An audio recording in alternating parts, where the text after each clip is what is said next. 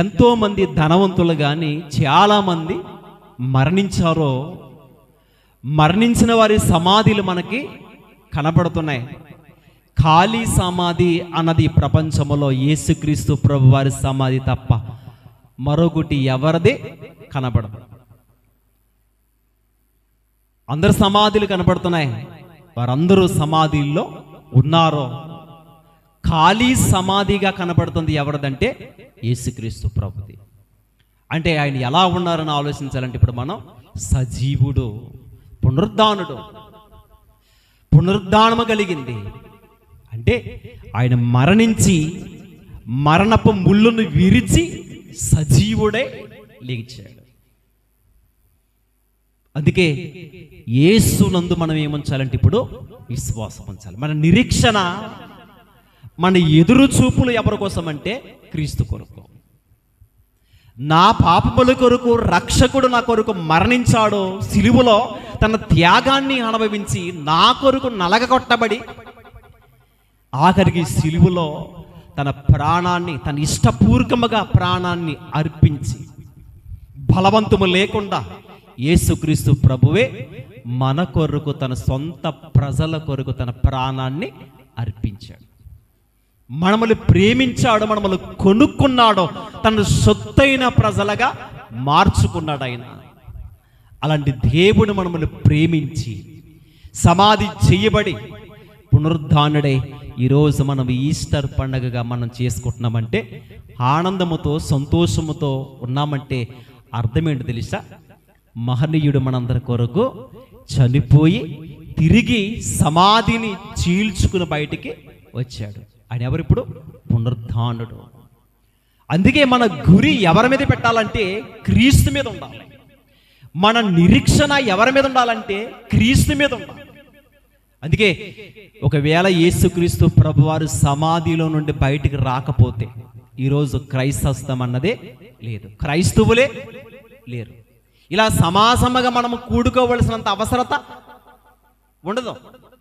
పాపములో బ్రతుకుతున్నవారు పాపంలో హ్యాపీగా ఆనందంగా ఉండొచ్చు, త్రాగుతున్నవాడు హ్యాపీగా త్రాగొచ్చు, వ్యభిచారం చేస్తున్నవారు వ్యభిచార పాపములో హ్యాపీగా ఉండొచ్చు. ఎందుకంటే ఒకటే జీవితము గనక ఈ జీవితం తప్ప మరొక జీవితము లేదు కాదని డిసైడ్ అయిపోద్ది కనుక వారికి నచ్చినట్లు వారు బ్రతకొచ్చు. ఎందుకని? ఒకవేళ యేసుక్రీస్తు ప్రభు వారి సమాధిని చీల్చుకుని బయటికి రాకపోతే ఈ కార్యక్రమంలో ఇంకా ఉండవు సరే. ఎందుకంటే మన ప్రభువు మన కొరకు మరణించి సజీవుడై వేశాడు.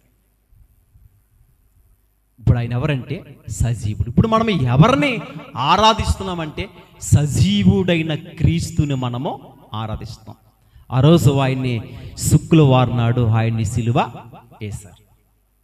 9 గంటల్లో మొదలుకొని 3 గంటల లోపు ఎన్నో ఇబ్బందులు కలిగించి కొరడా దెబ్బల చేత ఆయన కొట్టి ఆయన అవమానిస్తూ బాధ కలిగించి ఆయన వస్త్రములు లాగివేసి చిత్రహింసలు ఆయన్ని ఎవండి బాధను కలిగించి ఆఖరికి సిలువ వేశారు. సిలువలో ఆయన మన కొరకు ప్రాణాన్ని అర్పించారు.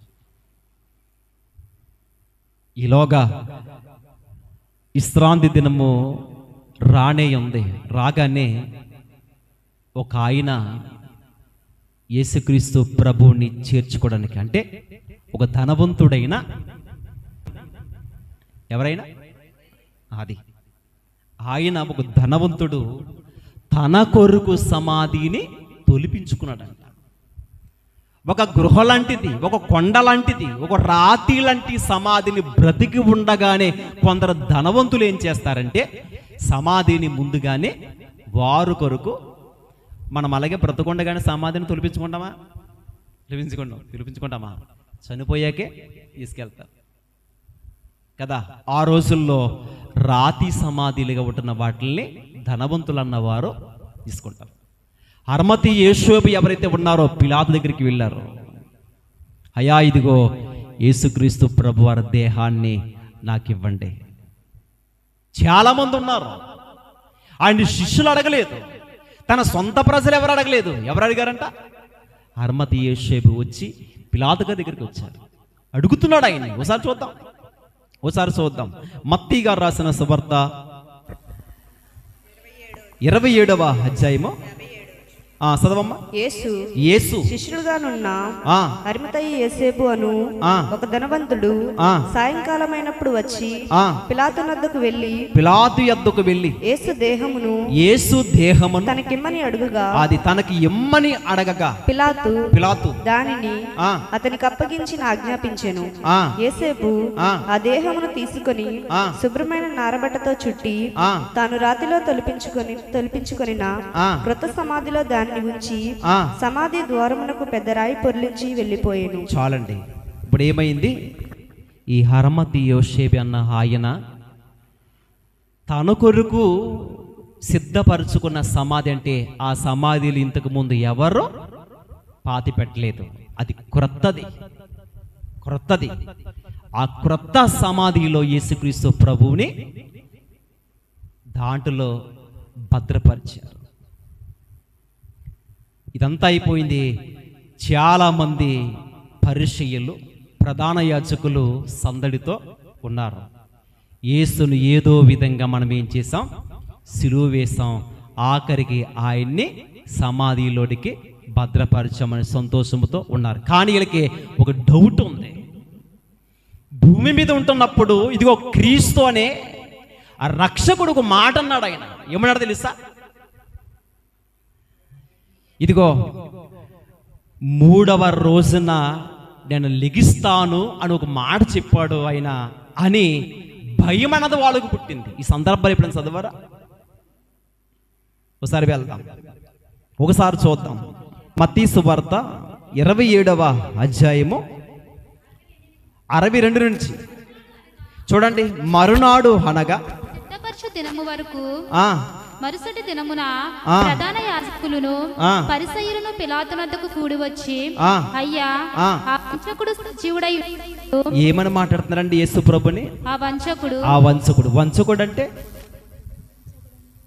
ఎంత లోకువగా ప్రభువుని మాట్లాడుతున్నారు చూడండి. ఏమన్యాయం చేశాడని పిలాతు యొద్దకు వచ్చారన్నమాట. ఎవరెవరో? పరిసయ్యులను, ప్రధాన యాజకులు. అది సిలువ వేశారు.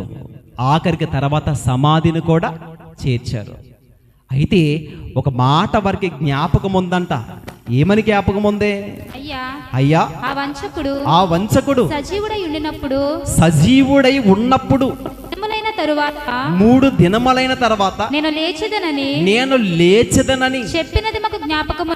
అది చెప్పిన మాట అంటండి వారికి జ్ఞాపకం ఉందంట. కాబట్టి 3వ దినము వరకు సమాధిని భద్రము చేయని ఆజ్ఞాపించుము.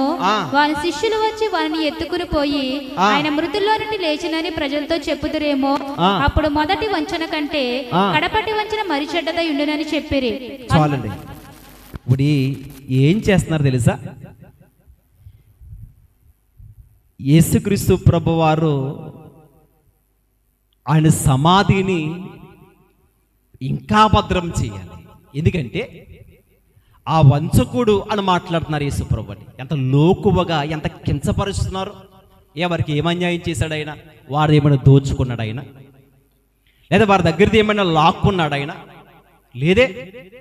భూమి మీద ఉంటున్నప్పుడు ఎంతో మందిని బాగు చేశాడు ఆయన.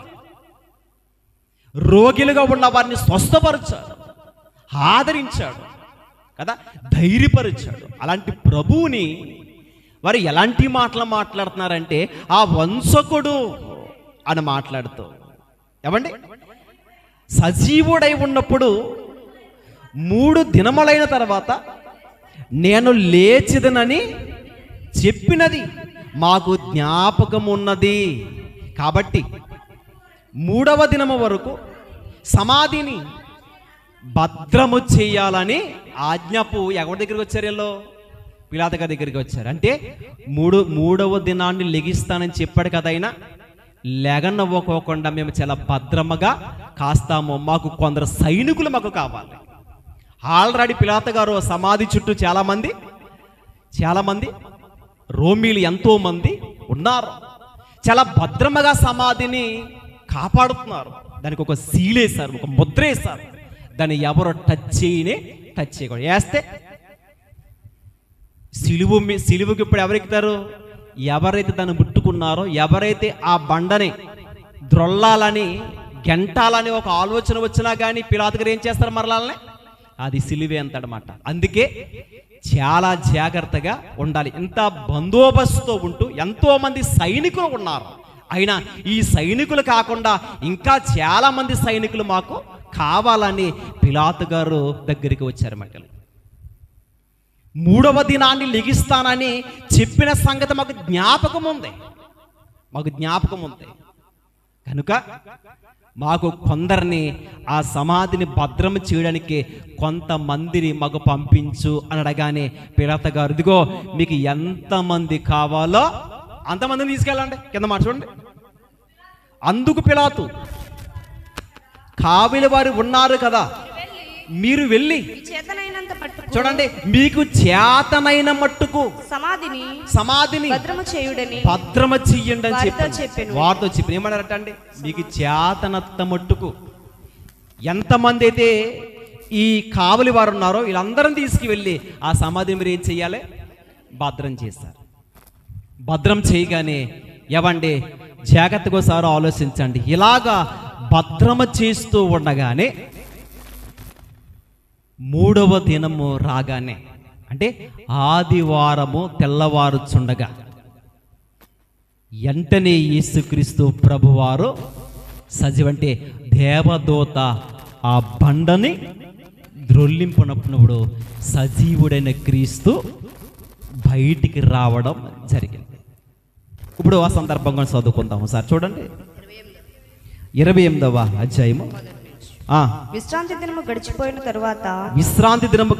తర్వాత ఆదివారమున తెల్లవారుచుండగా మగ్దలేని మరియయు వేరొక మరియయు సమాధిని చూడవచ్చిరి.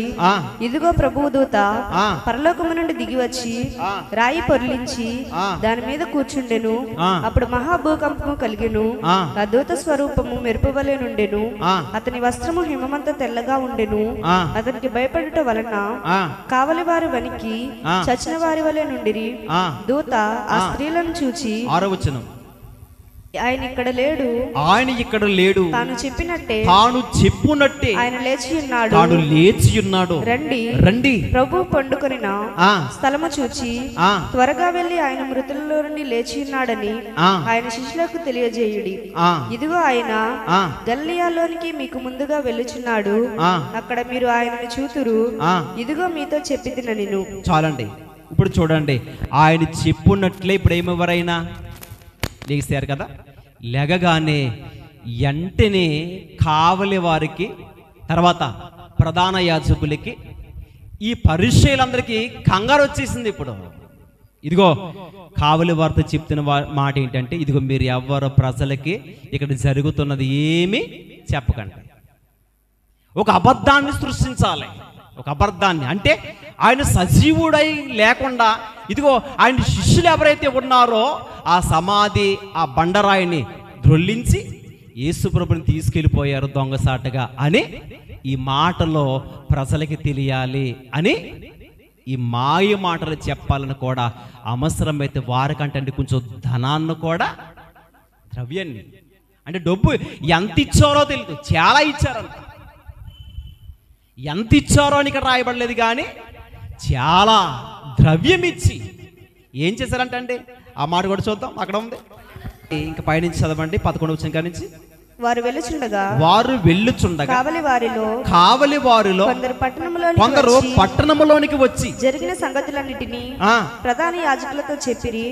కాబట్టి వారు పెద్దలతో కూడి వచ్చి ఆలోచన చేసి ఆ సైనికులకు చాలా ద్రవ్యం ఇచ్చి, అది ఏమిచ్చారంటే అంటే ఒక ఆలోచించుకున్నారు. వీళ్ళు ఒక ఆలోచనలోకి వచ్చి ఏం చెప్పారంటే, ఆ కావలి వారి అంటే ఆ సమాధి దగ్గర భద్రమగా కాపాడారు. చూసారా? ఏమంటే ఒక్కరా, ఇద్దరా, ముగ్గురా, ఎంతమందో, మీకు ఎంతమంది కావాలో అంతమందిని తీసుకెళ్ళండి.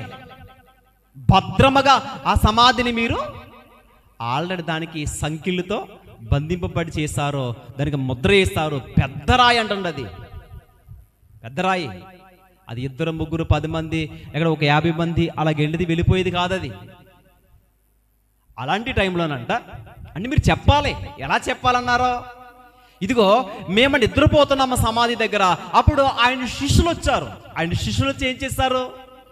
ఆ రాయిని త్రొల్లించి యేసు ప్రభుని తీసుకెళ్ళిపోయారు. ఈ విషయాన్ని చెప్పన్నారు. సందర్భాలు బట్టి వారు అక్కడ క్లియర్గా కనబడుతుంది కదా. ఆ సైనికుల కంటే చాలా ఏమిచ్చారంట? ద్రవ్యమిచ్చి. మేము నిద్రపోచుండగా అతని శిష్యులు రాత్రి వేళ అతన్ని ఎత్తుకుని పోయారని మీరు చెప్పండి. సరే, అంటే డబ్బుతో కూడా కొందాం అనుకుంటున్నారు. అంటే ఆయనకి పునరుద్ధానము కలగలేదు, ఆయన సజీవుడు కాదని చెప్పాలి ప్రజలకి. యేసుక్రీస్తు ప్రభు వారు వెంటనే అనేక మందికి కనబడినట్లుగా వాక్యం కనబడుతుంది. అనేక మందికి, ఎంతో మందికి ప్రజలకి దేవుడు దర్శనమై నేనే క్రీస్తునని ఆయన ముట్టుకున్నవారు, ఆయన చేతులు చూసేవారు, ఆయన పాదముల మీద నమస్కరించేవారు. అంతేకాదు ఆయన ఆరోహణమవుతున్నప్పుడు కూడా ఎంతో మందికి కనబడి వెళ్ళిపోయిన సందర్భం కూడా మనకు కనబడుతుంది. ఆ 1 కొరింథీయులు 15వ అధ్యాయము 6వ వచనం కానించి. అటు పిమ్మట 500కు ఎక్కువైన సహోదరులకు. ఓసారి చూడండి, ఆ మాట జాగ్రత్తగా ఆలోచించండి. అటు పిమ్మట 500కి ఎక్కువైన సహోదరులకు ఒక్క సమయమందే కనబడెను. అది ఎంతమంది అంటే 500 మంది కంటే ఎక్కువ ఒక్క సమయంలోనే కనబడ్డారంట. మరలా వీరిలో అనేకులు ఇప్పటి వరకు నిలిచి ఉన్నారు, కొందరు నిద్రించిరి. తరువాత ఆయన యాకోబును, అటు తరువాత అపోస్తలులకు అందరికీ కనబడేను. అందరికి కడపట కాలమందు పుట్టినట్టున్న నాకును కనబడేను.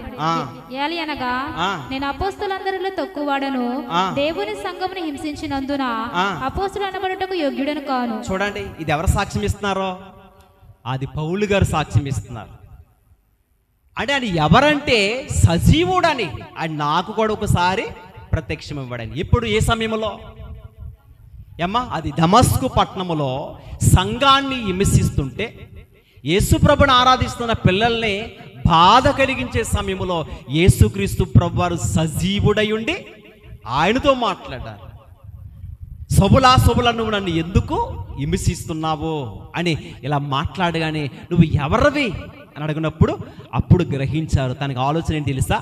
నిన్ను సిలువ వేశార సంగతి నాకు తెలుసు, మిమ్మల్ని కొరడా దెబ్బల చేత కొట్టారన్న సంగతి నాకు తెలుసు, నువ్వు మరణించావన్న సంగతి నాకు తెలుసు. కానీ నువ్వు సజీవుడవై ఉండి స్వరముతో మాట్లాడుతున్నావేంటి? చాలా మందికి ఆలోచన ఏంటంటే ఆయన చనిపోయారు కదా అనుకోవచ్చు. కానీ యేసుక్రీస్తు ప్రభు వారు ఎవరితో మాట్లాడారో? పౌలు గారితో మాట్లాడుతున్నారంటే ఆయన ఎవరిప్పుడు? సజీవుడు. ఆ సజీవుడైన దేవుడు నాతో మాట్లాడుతున్నారంటే ఒకరోజు సంఘాన్ని పాడు చేశాను, సంఘాన్ని హింసించాను. ఏ సంఘాన్ని అయితే హింసించానో, ఏ సంఘాన్ని పాడు చేశానో అదే సంఘము కొరకు బ్రతకాలనుకున్నాడో నిర్ణయించుకున్నాడు. ఎవరో? పౌలు గారు. సజీవుడైన దేవుడని గుర్తించాడు ఒకరోజు. అలా గుర్తించిన ఆ పౌలు గారే అనుకుంటుంది ఏంటి తెలుసా? నాకును మృతుల పునరుద్ధానం కావాలంటే ఏంటి? నేను మరణించినా కానీ నీతో పాటు నేను కూడా బ్రతకాలి. ఫిలిప్పీలకు రాసిన పత్రిక ఒకసారి చూద్దాం. చూడండి, ఫిలిప్పీలకు రాసిన పత్రిక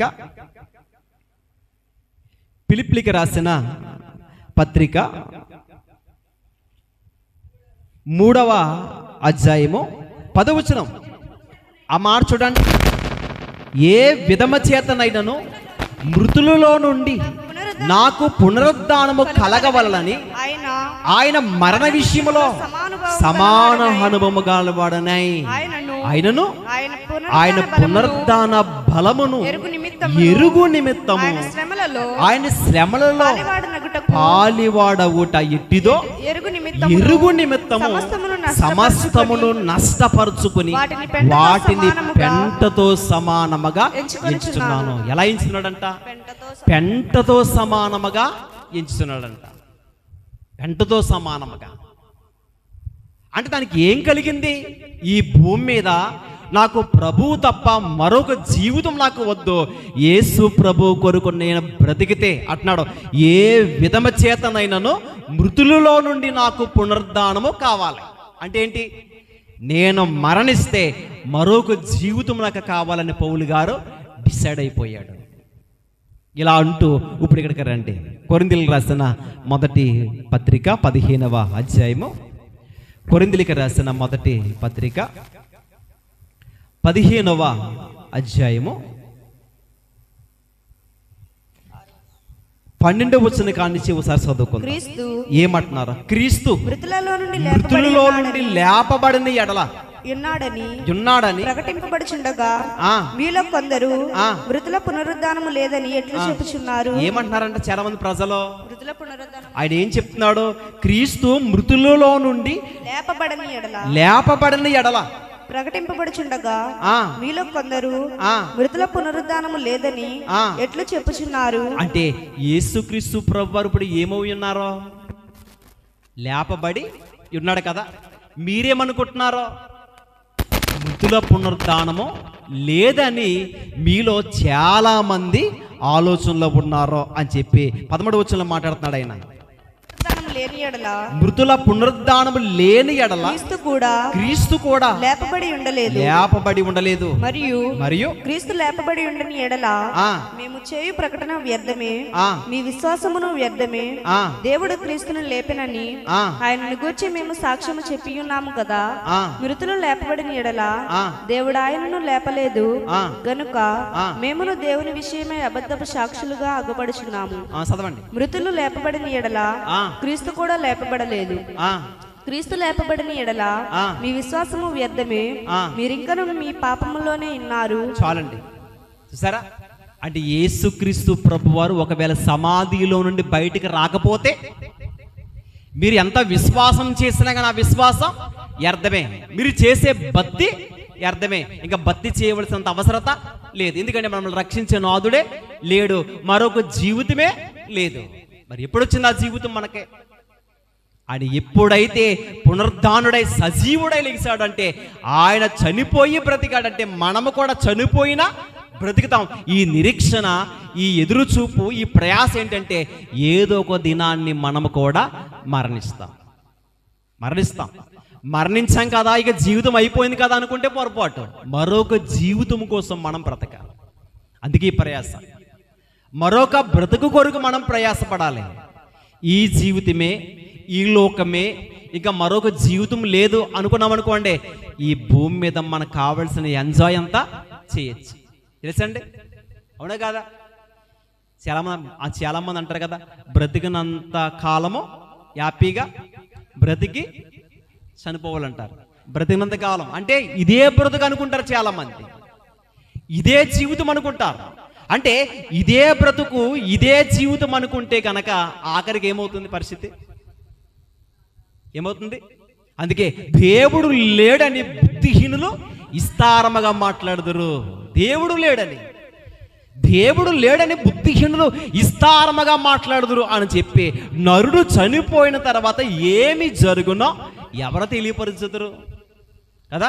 చాలా మంది అనుకుంటారో, ఇదిగో దేవుడు లేడు, అది లేదు, ఇది లేదు, ఏమి లేదు అని అనుకుని మరణించిన తర్వాత ఏ స్థలముకు వెళ్తున్నారు అన్నదే ఇంపార్టెంట్. అందుకే బుద్ధిహీనులు విస్తారముగా మాట్లాడుదురు. నరుడు చనిపోయిన తర్వాత ఎక్కడికంటే ఏ స్థలముకి వెళతారో వారికి ఏం తెలుసా? తెలీదే. ఆ స్థలములోనికి వెళ్ళాలంటే, ఆ మార్గము గుండా వెళ్ళాలంటే యేసుప్రభు అంటున్నారు, నేనే మార్గమును, నేనే సత్యమును, జీవమునై ఉన్నాను, నా ద్వారానే తప్ప ఎవరును కూడా తండ్రి యొద్దకు చేరలేరు. అంటే ఆయన యొద్దకు వెళ్ళాలంటే ఆయన ద్వారా మనము ప్రవేశించాలి. ఆయన మార్గము గుండా నడవాలి. మరొక జీవితం మనకు ఉంది. యేసుక్రీస్తు ప్రభువారు ఎలాగైతే సమాధి చేయబడి సజీవుడై లేచాడంటే ఆ దేవుడు, సజీవుడైన దేవుడిని మనము కలిగి ఉన్నాం. ఈ జీవితమే కాదు, ఈ జీవితం మా అంటే 50 ఏళ్ళు, అధిక బలం ఉంటే ఒక 60-70 అంతే, ముగించిపోతుంది. అంటే ఈ జీవితం కోసం కాదు, కోట్ల సంవత్సరాలు నిత్యము జీవించే పరలోకము కొరకు మనం ఎదురు చూడాలి. అది దానికోసం మనం ప్రయాసపడాలి. దాని కొరకే మనం భక్తి చేయాలి ప్రియమైన వాళ్ళారా. అందుకోసమే మనము ప్రభు కొరకు బ్రతకాలి. పౌలు గారు అంటున్నారు, సమస్తమును పెంటతో సమానముగా ఎంచి ఉన్నాను. పెంటతో తనకున్న ఆస్తి, బంగారం ప్రతిదీ కూడా ఎలా ఇచ్చాడంట? పెంటతో సమానంగా. అంటే నాకు క్రీస్తే కావాలి, క్రీస్తు నాకు కావాలి. ఈరోజు సజీవుడైన దేవుడు నా కొరకు ఇదిగో చనిపోయి సజీవుడై లెగిస్తాడని ఆనందంతో ఉన్నాం కదా మనం, ఆనందంతో. మరి ఎప్పుడు నిజమైన ఆనందం మనం దొరుకుతుంది తెలుసా? క్రీస్తులో ఎప్పుడైతే నమ్మకంగా బ్రతికి ఆయన కొరకు జీవించి మరణిస్తామో అప్పుడు మరొక జీవితం మనకే ఉంటుంది. ఆ బ్రతుకు కొరకు మనం ఎదురు చూడాలి, ఆ జీవితం కొరకు ఎదురు చూడాలి. ఇప్పుడు చాలామంది మరణించారో సమాధిల్లో ఉన్నారు. ఎవరైనా ప్రపంచంలో యేసుక్రీస్తు ప్రభు వారు లెగిసినట్లు ఎవరు లెగిసారా? ఒక ఆయన అలాగన్నాడంట, నేను మరలా లెగిస్తాను, నన్ను సమాధి చేయకండి అన్నారంట. అప్పటికి ఇంచుమించు 2 నెలలు అయిపోయిందంట. కొంపు కొట్టేసుకుంటూ దుర్వాసన వచ్చేస్తుంటే పోలీసు వాళ్ళు కంప్లైంట్ పెడితే తీసుకెళ్ళి లెగిసేవాడు అలాగే లెగిస్తాలే అని సమాధి చేశారంట. అయినా ఇంతవరకు కూడా లేకలేదంట. చూసారా? అంటే ఎవరెలా మనుషులు అంటే దేవునికి మనిషికి సంబంధం ఉంది అసలు? చూసారా? వాళ్ళు ఏమనుకుంటే లెగిసేవాడు ఎలాగా లెగిస్తాడు, కానీ మనుషులు ఇంతవరకు ఎంతో మంది ఉన్న ప్రజల్లో కొందరు ఈ నమ్మకాన్ని పాటిస్తారు. దాన్ని పాటించిన కానీ వారికి ఏమైనా ఆధారం ఉందా? లేదు వారికి. కానీ ఇప్పుడు మనకు ఉంది. ఎవరిని బట్టి? క్రీస్తుని బట్టి మనకు ఆధారం ఉంది. ఎలాగని? నా ప్రభువు నా కొరకు, నా పాపముల కొరకు మరణించి సమాధి చేయబడి సజీవుడై బయటికి లెగిచాడు కదా. ఇప్పుడు యేసునందు నేను విశ్వాసం ఉంచితే, అందుకే ఇక్కడ కొరింథీయులకు రాసిన పత్రికలో కనబడుతుంది కదా, ఓసారి చూద్దాం. 20వ వచనం, 15-20వ వచనం. నిద్రించిన వారిలో ప్రథమ ఫలముగా క్రీస్తు మృతులలో నుండి లేపబడి ఉన్నాడు. మనుషుని ద్వారా మరణము వచ్చెను గనుక మనుషుని ద్వారానే మృతుల పునరుద్ధానము కలిగెను. ఆదామునందు అందరూ ఎలాగ మృతి పొందుచున్నారో అలాగనే క్రీస్తునందు అందరూ బ్రతికింపబడుతారండి. అంటే ఫస్ట్ ఎప్పుడైతే ఆదామునందు ఎవరైతే అందరూ ఎలాగ మృతి పొంది ఉన్నారో, మరణించి ఉన్నారో, క్రీస్తునందంటే ప్రతి ఒక్కరేమో వాళ్ళు ఇప్పుడు బ్రతకాలి. ఆదాము కానుండి అందరు చనిపోతూనే వచ్చారు కదండి. ఇంతవరకు కూడా వాళ్ళన్నీ సమాధులు కనబడుతున్నాయి. కొన్ని సమాధులు అయితే మాయమైపోయినాయి, ఏమైపోయినాయి కూడా తెలియదు. కానీ యేసుక్రీస్తు ప్రభువారు ప్రత్యక్షమైనప్పుడు భూమి మీదకి ఎవరు ఏ ప్లేస్లో సమాధి కనబడకపోయినా ఏ ప్లేస్లో ఉన్నారో వారందరూ ఏమవుతారు?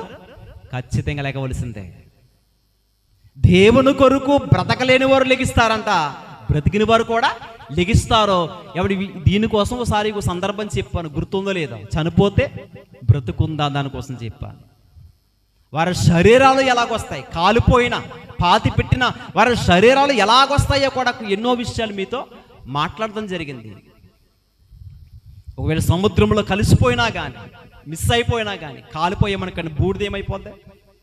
ఇప్పుడు సమాధులు అయితే కనపడుతున్నాయి, కాల్ చేస్తారో, వర్షం పడుతుంది, గాలి వేస్తుంది, ఏమైపోతాయి? దుమ్ములో కలిసిపోయింది కదా. మరి పరిస్థితి ఏంటి ఇప్పుడు?